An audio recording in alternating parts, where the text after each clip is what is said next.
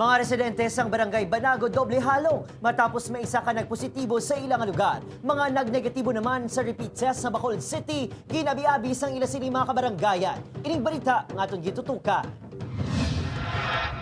Sa kaiping purok Halandumon Uno sang purok bayanihan kung sa di nag-iisar si Bacolod patient number 9, istrikto ang monitoring sang pagwasulod asang mga residente. Mga midi, may pasulod di tao.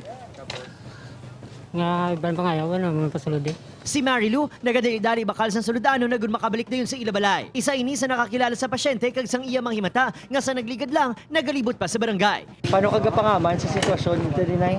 Magmasgid ya eh. Ang mga negosyante, apektado man sa lockdown. Huwag mo kami pagkitanan ng iban. Pa kami to araw, huwag kami kaunon. Kahapon, nagpadala na sang ayuda nga bugas ang barangay sa mga residente nga apektado sa lockdown. Wala kami diya mga galawion, sulod balay. Tinipidi ka kami to katabok. Ano na lang yung amon gawion? Sa barangay Villamonte, ginabi-abi sa komunidad si Bacolod patient number 2 nga nagnegatibo na sa COVID-19. Bangod sinigin kakasnasang listahan bilang ultra-risk area ang Purok Banawe. Sa barangay Mandalaga naman, may pa-congratulations banner pa para kay patient number 7 matapos naka-recover man sa COVID-19. Upod kay Reynald Castillo, Adrian Prietos, 1 Western Visayas.